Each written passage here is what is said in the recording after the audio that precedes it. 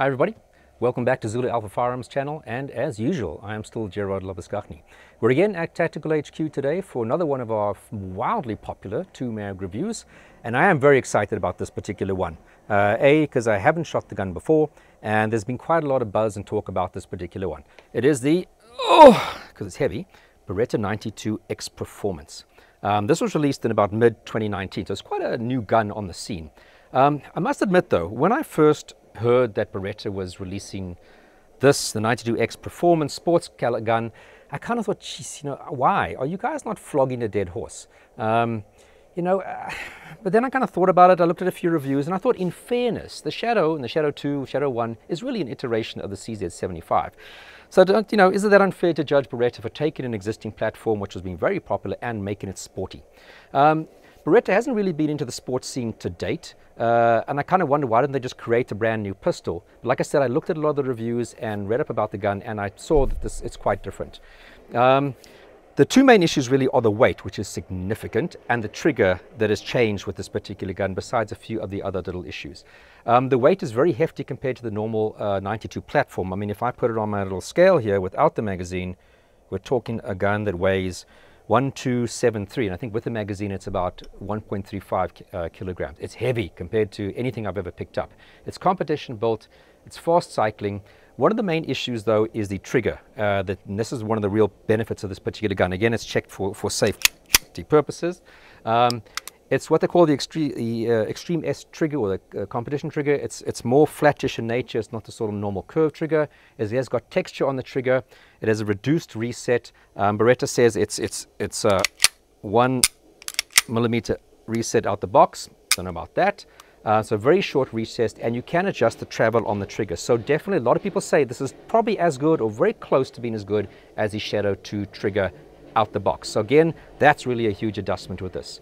It comes with two 15-round magazines. A lot of people complain that it doesn't have high capacity magazines. It does have a bit of a more base plate that we can, for people, sport shooters obviously like. Because it's still the 92 platform, a lot of accessories. We'll have to check though. I don't know if all the holsters are going to match this particular gun, so check it out. Apparently some 92 holsters will fit, some won't. But what's the main issues, like I said, besides the trigger, which is one of the big issues, and the weight of the gun, which obviously for competition purposes you want a heavier gun and helps reduce the felt recoil or muzzle flip or whatever you want to term it. As far as I know, it's also heavier than the Shadow, if I'm not mistaken. You've got a really nice fiber optic sight at the front, and these sort of blacked out, again a Shadow kind of style rear sight, which does have serrations.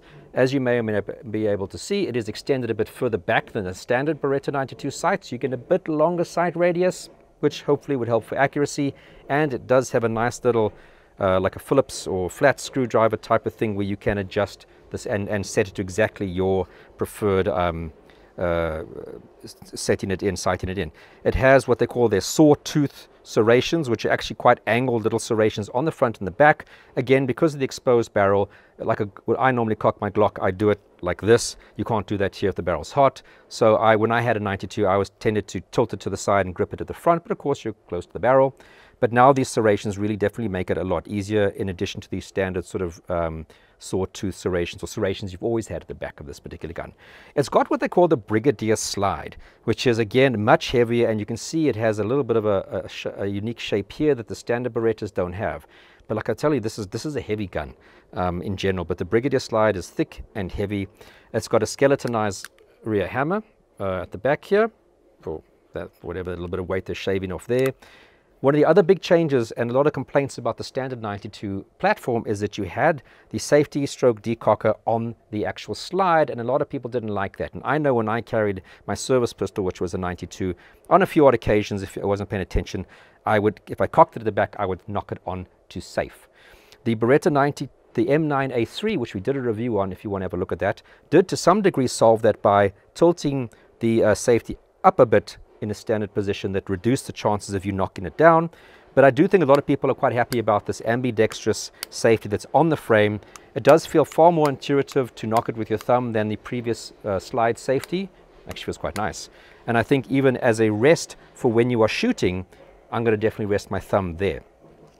We have the extended beaver tail for what that's worth. You can try and get a much higher purchase, comfortable purchase. So it's quite extended. The safety, as far as I know, does not decock. It is just a safety. Serrations are quite pronounced. I mean, you can see them, and it is very pronounced. Depending on what grip you have, you've either got the very standard straight, not standard, but the sort of straight grip, almost like a 1911 type of grip, which the M9A3 also has, or you can have the Beretta bump put onto it. That's, again, your own particular preference.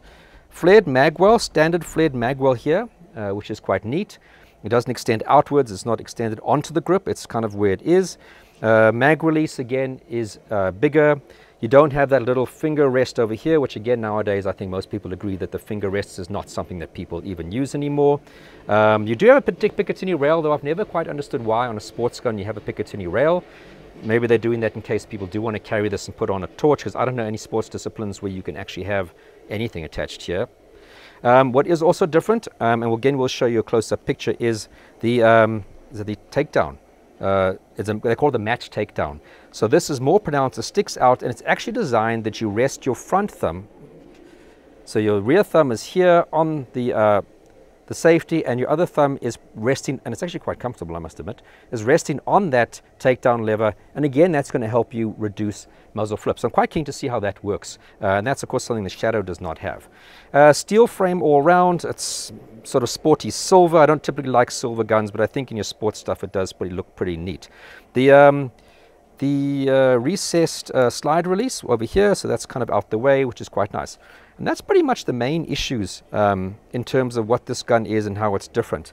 So again, what problems that I could pick up from some of the reviews? Of course, it's got that typical Beretta slide. So adding a red dot, an optic, whatever you want to call it, is always going to be an issue. At the moment, all your options are that you have is to take out this particular rear sight and using that little dovetail, slide in a mount to mount your slide, which I don't feel comfortable with so much because I don't know how great that would be. Yeah, I'm not too sure how that would really work in terms of stabilizing it. So we'll have to see if there's somebody's going to come up with a clever McGafter to try and make red dots easier. It is heavier, which of course it is great for sports. That's a purpose. So if you wanted to carry, I can tell you now, it is really heavy. I don't know carrying is such a great idea. And some people complained that the mags could have more of a pronounced sports base, but these are more than the normal ones. And as I said, some people didn't like the fact that it's 15 rounders. The M9A3 actually comes with a 17 round magazine that is in the same actual magazine size. So that's something to consider. So compare this to the Shadow 2, because obviously this is what it's sort of comparing with. It's not the Browning style tilting barrel, so it's got the Beretta barrel that stays as it is. You know, that's just a difference. I'm not saying one is bad or worse. Exposed barrel, so you've got obviously less mass on the slide, which means a faster cycling, which is good. People say the trigger is very similar in terms of quality to the Shadow 2. You know, I think some people say it's a little bit less, some people say it's a little bit better, some people say it's the same. So again, check it out for yourself. The slide is much higher, obviously, on the 92 compared to the Shadow, which has got incredibly low. I mean, geez, if it's half the size of the height of this particular slide, which means a lot of the Shadow's weight is in the actual frame as opposed to the slide. They have very similar sights, the Shadow and this. What else? The frame of this is heavier, as I said, that is confirmed. The Shadow doesn't have the extended takedown lever, which is nice to rest your finger on that little gas pedal, as they call it. And of course, the Shadows come, a lot of them optic ready, out the, you know, straight out the box if you want it that way. So that is definitely an advantage in terms of the Shadow if you do want to go the optic route. If you're not really worrying about the optic route, this is great. And the Shadow out the box is high capacity magazines very often. But both have a lot of accessories. As I said, it's kind of a close first and second place with these two particular firearms. I asked the guys here at Tactical HQ, which they all prefer, and they all seem to say, no, without a doubt, they prefer the Beretta over the CZ Shadow. So I'm going to shoot it now and have a look. What's the price? Yes, well, that's the thing. The Shadow 2, roughly over here at Tactical HQ, is going for around about $29,000. This, when they recently had it in stock, it's going for $35,000. So again, you'll have to decide whether that $6 grand for you is worth it in what you're getting here. But without a doubt, based on all the sort of reviews I've looked at, Beretta has achieved what it set out to do, which was create a really good sports gun. And now I get the pleasure of actually shooting it. All right, I cannot emphasize how heavy this gun is. It is significantly noticeable when you pick it up. But again, that's going to be great for your sports shooting. So without further ado, I'll stop jabbering away. Let's see, do the, well, at the back, why not? No, I don't like that. Okay, so other thing I have to point out, the range is now open, so we do have other members here coming to shoot. So if you hear alternative bangs, it's not an accidental discharge, it's other people shooting. So again, very intuitive with the thumb safety.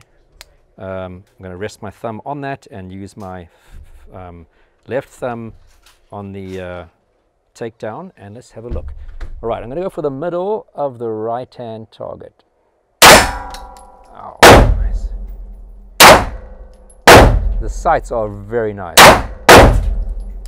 And I must admit, the reset is very nice. It is really a nice reset. And it is very short, that's for sure.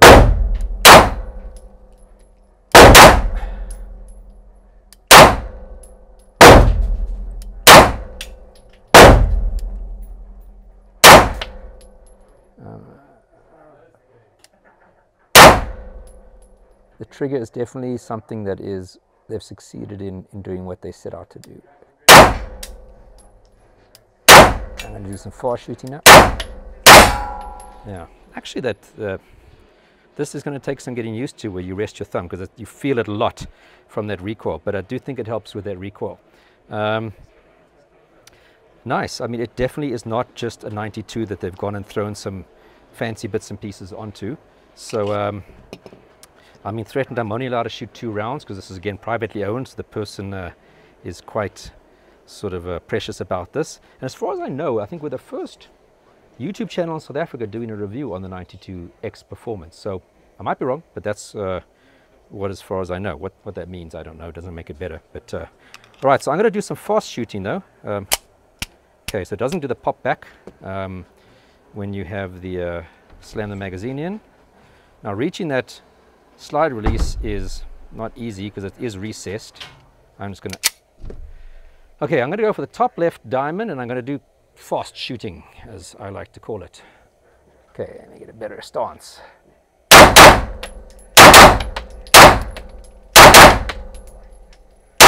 can definitely feel the muzzle flip is not as pronounced. That's the weight, and again, the little gas pedal I'm resting my thumb on. I think I'm quite happy with that. It is good.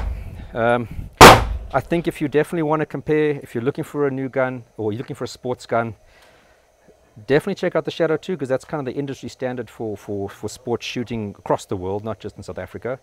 But I do think, you know, this is something you definitely want to try out, even if it's just for comparison, to help you decide whether you want to buy the Shadow 2. But this really is nice. I haven't shot the Shadow 2 a lot, so I can't really have a lot of comparison experience. But this is definitely, they've achieved what they set out to achieve.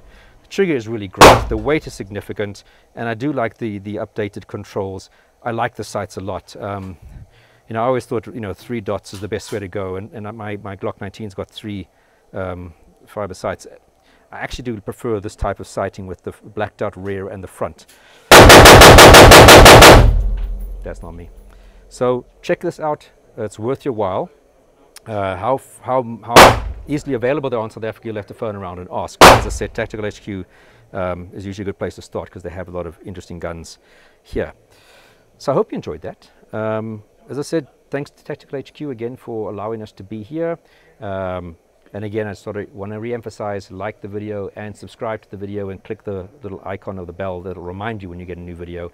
And we're pumping out quite a bit more content now. We actually got potentially 3 videos coming out, and we hope to see you again. So thank you very much.